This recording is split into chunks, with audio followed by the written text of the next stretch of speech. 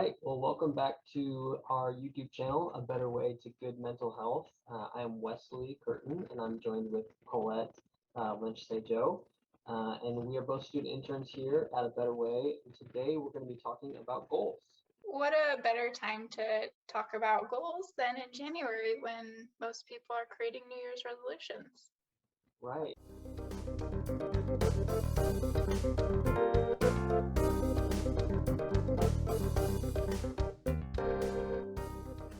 And so you specifically wanted to talk about SMART goals. So why SMART goals? SMART goals is a very specific way of creating goals. They help mitigate some of the challenges that people might face when creating a goal. Some of these challenges include a goal being too general, too immense to even consider trying to accomplish. Another challenge is that some goals are completely forgotten by the next year. Perhaps they're even forgotten by March. So SMART goals would help with some of those challenges. Okay, so it sounds like SMART goals are ways to kind of help make it a little bit more practical, a little bit more concrete. So walk us through, what is a SMART goal? So SMART is an acronym for specific, measurable, achievable, relevant, and time-based. I'm going to go a little bit more in depth into each of those. So S is for specific. While you're making the goal, ask yourself W questions. What will be achieved by this goal? Who is involved in this goal? Is it just yourself, your family, a team of people? However, I think it's important to note that unless everybody's on board with the goal, it probably won't be completed. Where will this goal happen? Why do I want this? And when will this take place? So after you've answered some of those questions, you've probably narrowed down your goal a lot. So M is for measurable. Measuring a goal is part of motivating an individual, and there's two different ways of measuring. You can measure it quantitatively by quantity. This would be an increase or decrease in a specific number. For example, I would want to go from doing 1 pull-up to 5 pull-ups. That's a specific number. Specific and it's measurable. I can either do it or I can't. Yes. And then we have qualitative goals. What is the quality change? And this is what has been improved, and people usually measure this through feedback from others or themselves. So moving on to A for achievable, this is how obtainable is this goal for you? Are you doing this because you want to do it? And are there barriers in place that might stop you from doing this goal at the moment? What could be some of those barriers when you think of, like, is the goal achievable or not? That's a great question. A specific barrier might be time. Another barrier could be financial reasons. If somebody's goal is to make more money this year, a barrier behind that is to make more money might not necessarily depend on them, but it could depend on an employer. So that's just an example of a barrier. But you could change that goal to, I will learn more skills this year in order to be able to promote myself as a worker. And the goal is therefore in your hands. More realistic, specific, and measurable. Yeah. And then R is for relevant, and this sort of ties in with that. Does this realistically align with your personal objectives for life? Does it feel kind of random and just a popular goal that other people are trying to achieve? So that brings us to the last part of SMART goals, which is T. And T stands for Time-based. Time-based. That's the timeline. When will this be completed?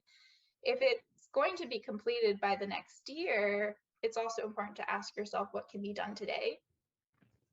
And SMART goals can be expanded into SMARTer goals, ER. E is for evaluated and R is for reviewed. And so if an individual is doing a long-term goal, it's also important to continuously evaluate your progress. Does this goal still fit your life? And review changes that need to be made. I think it's helpful to kind of like work through the acronym down. Like, was it specific? Was it measurable? Is it achievable? Is it realistic? Like, what's the time frame? It's helpful to have that kind of in mind as like, okay, am I filling the boxes and making it practical? I like to think of it as if we're going from point A to point B, we need to cross a bridge. Really, the SMART goal is just helping add boards onto our bridge rather than saying I'm going to be from here to here. It seems like goals can be such a time of like, I'm going to do this thing, but maybe if I fall off, I might feel guilty. So Yeah. what would you kind of say to that? Okay. Let's say a person has lost motivation, which is probably one of the most common reasons one of those boards might slip off, or perhaps a barrier came out. And if this bridge isn't suiting you in the moment, that's okay. Go back to E for evaluate.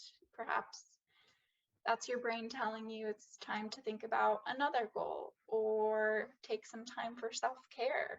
You know, whatever the reason for that board falling off, it might be important to honor that. It sounds like giving ourselves permission to always come back to it. That even though I set an intention or a goal, maybe around New Year's, that if I don't achieve it, it's okay. And I can take a step back, reevaluate, shift it, maybe get some more woods to come back and add some more planks. And that self-compassion, almost just permission to change the goal. Yeah. Yeah. Can you share a little bit about intention behind goal setting? Yeah.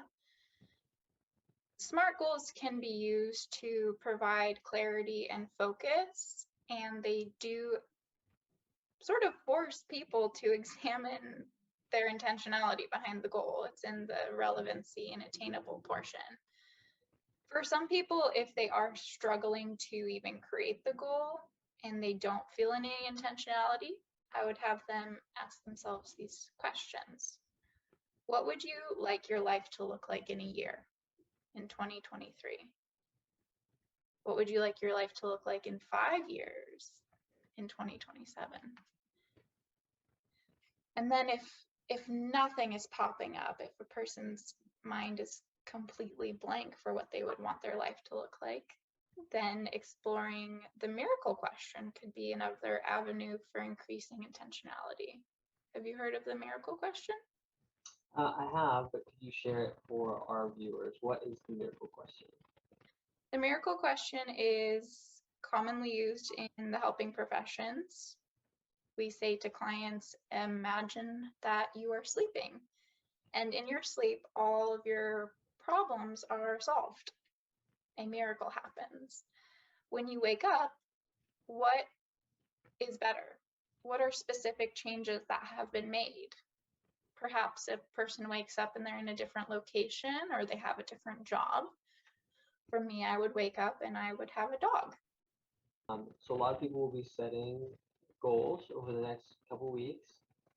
What tips would you have for folks who are wanting to set goals that are smart? That's a great question. One is it's really important to examine how much time it takes to accomplish the goal. Right. I even say to some people, times it by 3. If you think it's only going to take you an hour, times it by 3, it might take you 3 hours. That also gives you some wiggle room. Builds in a buffer. Builds in a buffer. Those are just for short-term goals. Some people's goals take much longer. It took me 3 years to get my master's degree. That's a pretty long chunk of time. I had one large SMART goal, but I also broke it up into smaller chunks. And that's a very important thing to consider. So when you have your goal, it's also important for accountability reasons to specifically schedule time into your calendar, especially for those who are extremely busy. And even if you're not, it's kind of like, oh, that's in my calendar for me to do. Makes the goal a little bit more real, Uh, right? For some people. yeah. So thinking about a goal, it's important to also break that down into a certain time amount. For me, I like to choose hour increments. For some people, it might be 45 minutes. And if you're really loving what you do it for however long you want. However, if you're doing something for 3 hours and you're like pushing to accomplish the goal and you're feeling that burnout, it's important to take a step back and take a break, because these goals are supposed to suit you and fit your life. And if they're causing you burnout, it's not doing that anymore. For me, a big tip for myself is removing distractions. Let's say I've said I'm going to edit for an hour. I will consistently look at my phone, making sure my hour isn't up. Like, oh no, it's time. I have to move on to my next thing. And it's been like 8 minutes. So I set timers on my phone, and I feel comfortable allowing myself to get fully engrossed in a project, knowing that my timer will go off in an hour. But for other people, perhaps they need to put their phone in a lockbox, and it's a huge distraction. Challenging expectation versus reality is another tip. So if we have a scale, and I'll put one up, expectation and reality could be even and completely balanced, and that's great. However, for a lot of people, expectation is a lot higher than reality. And to make the jump is a difficult thing. When that happens, when somebody's expectation is higher than their reality, it's also important to examine your beliefs behind accomplishing goals. And the last tip is life is about progress and not perfection. It's really important to acknowledge the success along the way to accomplishing that SMART goal. So some rich tips here about self-compassion, Mhm. about intention, setting aside time, limiting distractions, really breaking down SMART goals into more achievable bite-sized chunks. Mhm. That might be helpful. And then that last piece of really honoring that even if the goal isn't completed, making steps towards that still matters. Yeah. Do you have any additional tips? Yeah, I think this is really rich. I think we live our lives in community, or oftentimes. And so an added piece that I would add was maybe just for those goals that are really meaningful, if it feels safe, maybe inviting someone you trust into, hey, this is my intention. This is a goal I really want to see come to light this year. This is my plan. This is my SMART goal. Here's how it's achievable. Here's my specific goal. And maybe that check-in is Mhm. just asking someone to follow up with you, not in like a rigid, did you do it or not, right? But in that way, like, hey, I'm not the only person that knows about this, and so that relationship piece, whether it's a friend, a therapist, a parent, a guardian, whoever that is in your life, um, maybe inviting them into your SMART goal process. How does that line for you? I'm living that tip right now. Creating goals and sharing them with my friends and making it a fun experience to help encourage each other to accomplish these things. And really being in such a supportive and caring friend group has been an amazing thing. And it actually makes SMART goals fun and kind of exciting. And it kind of challenges some of that shame piece around like when I don't meet a goal, if I'm the only one that knows about it, maybe my self-talk just spirals, right? Yeah. Versus, inviting a community in or a partner, whoever it is, to just know that they can meet me in support. And that kind of challenges some of that negative self-talk. Yeah. So this is a time of year where a lot of people will set goals, hope is that they can set SMART goals, and that there's a lot of tips here that you've given them. We talked about cultural messages around this time of year. Are there any last thoughts, anything that you would like to share? For those people out there that love reading and want to learn more about creating goals, I would recommend Atomic Habits by James Clear. This has some very practical strategies for setting goals to fit your life.